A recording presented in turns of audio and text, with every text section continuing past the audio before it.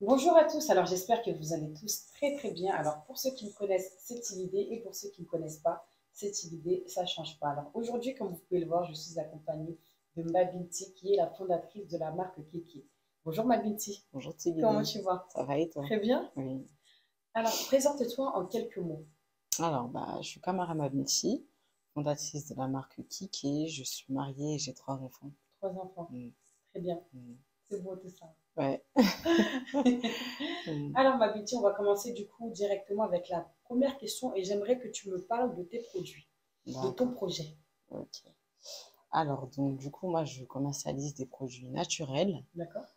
pour le confort et l'hygiène féminin. D'accord. Et je vends des mousses intimes D'accord? à base de fleurs de rose et d'ingrédients 100% naturels. Et je commercialise aussi, du coup, des culottes menstruelles. D'accord. Mm. Des culottes menstruelles. Des culottes Alors là, comme menstruelles. tu l'as si bien dit, ma Binti, et je le reprécise, c'est très important de le savoir, sa gamme de produits est composée que de produits naturels et bio. C'est très important de le préciser, voilà, parce que ça touche à l'intimité féminine. On a tendance, sans connaître des fois, par moment, des produits, à utiliser des produits qui sont chimiques, Mm. qui ne sont pas forcément bons, qui sont nocifs pour Mm. notre peau. Et donc, du Mm. coup, je tiens à préciser que ce sont des produits, une gamme qui est faite à base de produits naturels. Voilà, exactement. Merci beaucoup. De rien. Et on a aussi, Des culottes menstruelles. d'accord, Des culottes menstruelles. Alors, Alors, il y a 4 tissus, d'accord, mais les tissus principaux, du coup, ce côté-là, c'est le côté imperméable, c'est de l'élastane. d'accord, Ici, il y a de la dentelle, d'accord, voilà, pour le côté un peu élégant de la culotte. mhm, Ici, il y a du coton.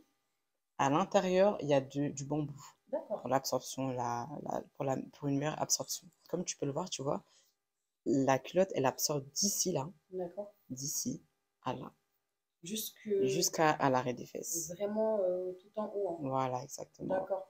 Voilà. C'est une culotte que si je peux voir, elle est Oui. très bien composée, Mm. élégante aussi. Ouais. Donc du coup, coton, élastane et de la dentelle alors. Et du Et bambou, du bambou, ouais. voilà, qui est jusqu'en haut pour une meilleure Absorption. absorption. Mm. C'est Merci. très bien. Mm. Alors, ma Betty, dis-moi, pourquoi avoir choisi d'entreprendre dans cette branche? Moi, cette branche, elle m'a toujours intéressée. D'accord? L'hygiène intime, ça m'a toujours intéressée. Avant de créer la marque Kiki, j'étais ambassadrice Jelly. D'accord? Et donc, c'est aussi une marque de gynécologie naturelle pour la femme. J'aime tout ce qui est hygiène intime au naturel. D'accord. Voilà. Hygiène intime au naturel. Au naturel. Alors, que signifie Kiki? Je te le demande parce que moi, c'est ma soeur Fatou. Mm. Petite mention, grosse mention pour toi, Fatou, Mm. qui m'a parlé de ta marque, qui m'a parlé de tes produits. Mm. Et j'ai trouvé que le mot, il avait du style, il Ouais. dégageait quelque chose. Ouais. Je me suis demandé, mais qu'est-ce qu'il veut dire? Qu'est-ce que ça veut dire, Ouais. Kiki? Mm. Alors, moi, il faut savoir que je suis guinéenne, D'accord? je suis soussou. Et la définition du mot kiki en soussou, ça signifie les règles. D'accord. Je tenais vraiment à ce que ma marque, elle ait un côté, elle ait une petite touche de mes origines. De tes origines. Voilà, Et c'est ça ça. s'écrit vraiment K-I-K. Y, non. Alors, kiki en soussou, c'est K-I-K-E. D'accord. Mais je voulais remisser un petit peu. Tu as rajouté ta petite Voilà, touche c'est ça. personnelle C'est qui ça. fait que c'est ton produit en Oui, fait. oui. C'est très beau. Et moi, franchement, j'aime bien ce mot. C'est beau. C'est simple. C'est Ouais, simple et c'est c'est ça. beau. C'est ça. Ouais. Ma Binti, Mm. durant la réalisation, tu sais, quand on a un projet, Mm. ça veut dire que de l'idée Mm. à la réalisation, à la finalité de ton projet, combien de temps est-ce que ça t'a pris? Alors, cette marque-là, je l'ai imaginée en août. D'accord? Et je l'ai vraiment réalisé en décembre. En décembre. En décembre. Ça a été rapide. Ah oui, juste à côté. Ça a vraiment été Ça a été rapide. rapide, ouais. Alors, ça a été rapide. Alors, durant tout le processus de création, Oui. tu as sûrement dû rencontrer des obstacles. Si tu en as rencontré, quels ont été tes obstacles? Alors, les obstacles, bon, j'ai pas rencontré des très grands obstacles. Les documents administratifs par rapport à la déclaration de l'entreprise, la création de la marque, la visibilité aussi. La Mais visibilité. ça, c'est un obstacle que j'ai toujours. Ça, D'accord. c'est un obstacle que j'ai toujours. Mais voilà, j'ai pas rencontré de très grands obstacles. De très grands obstacles. Mm. Alors, quand on parle de visibilité, alors c'est surtout au niveau de la communication Oui. pour faire connaître ton produit. Quel moyen de communication est-ce que toi tu utilises en ce moment pour faire connaître ton produit? Alors, pour faire connaître mes produits, j'avais un budget pour les partenariats, D'accord. donc les influenceuses. J'ai fait 2 partenariats avec des influenceuses, ce qui m'a permis d'avoir beaucoup plus de personnes qui me suivent. Et ensuite, j'ai un site internet. D'accord. Et j'utilise mes réseaux sociaux, Snapchat et Instagram, mais je suis beaucoup plus active sur Snap. Plus active sur... et tu comptes être plus active sur Insta ou non, pour l'instant, tu te centralises que sur Snap? Ouais, j'essaye. Tu essayes? Instagram, c'est pas facile pour moi. Snap, c'est spontané, tu vois. Ouais. C'est vrai. Ouais. C'est vrai. Ouais. Et les points positifs, quel est ton plus gros point positif qui a été tout au long de la création de ton projet? Moi, je suis une personne, j'aime bien faire les choses par moi-même. J'aime bien faire les choses par moi-même. Et depuis le début de la création de ma marque, j'ai tout fait toute seule. Mon mari m'a aidé dans la création de l'entreprise par rapport aux documents administratifs, etc. Mais j'ai tout fait toute seule. Tout toute seule. Tout toute seule. C'est très bien. Ouais. Mais pourquoi tout toute seule? Est-ce que tu avais peur du coup de cette déception qu'on peut avoir quand on demande de l'aide à certaines personnes, ou c'est juste parce que tu... Pas tellement, mais j'aime pas parler de mes projets tant qu'ils ne sont pas réalisés. D'accord. J'aime pas, et j'aime bien faire les choses seule. En fait, quand je les fais seule, après, je suis fière. J'ai ce sentiment de satisfaction. De satisfaction. Voilà, c'est ça. Très bien. Comment est-ce que tu arrives, du coup, à gérer ta vie personnelle et ta vie professionnelle? Alors, moi, ce qui me facilite dans ce que je fais, c'est que c'est surtout à distance. D'accord. C'est du e-commerce. Donc, ça veut dire que les commandes, bah, voilà, c'est sur mon site. Et du coup, bah, les envois, je les fais à mes jours de repos. D'accord.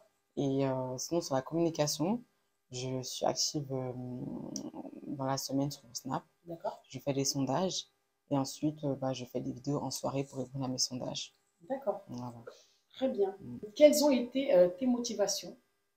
Qu'est-ce qui t'a motivé qu'est-ce qui t'a poussé à entreprendre en fait? Alors, ce qui m'a poussé à entreprendre, c'est, comme je t'ai dit, j'aime bien faire les choses de moi-même. Et le fait, j'avais une frustration en fait à chaque fois de quand je dépose mes CV et mes lettres de motivation pour aller chercher du travail, de devoir demander à chaque fois, est-ce que dans votre entreprise, on peut garder le voile? Voilà. Donc j'avais cette frustration-là. Je me suis dit, mais pourquoi ne pas créer ma propre marque? Et pourquoi ne pas créer moi-même de l'emploi pour pouvoir, tu vois, donner l'accès à l'emploi aux personnes qui sont voilées, etc. Et puis, ce que j'aime aussi dans l'entrepreneuriat, c'est la liberté qu'on a. Le fait de pouvoir rester le plus possible avec mes enfants. D'accord. Voilà. C'est vraiment, ça a vraiment été voilà, tes motivations et voilà. Moi, j'aime bien être libre. Voilà, j'aime bien être libre et je veux profiter de mes enfants.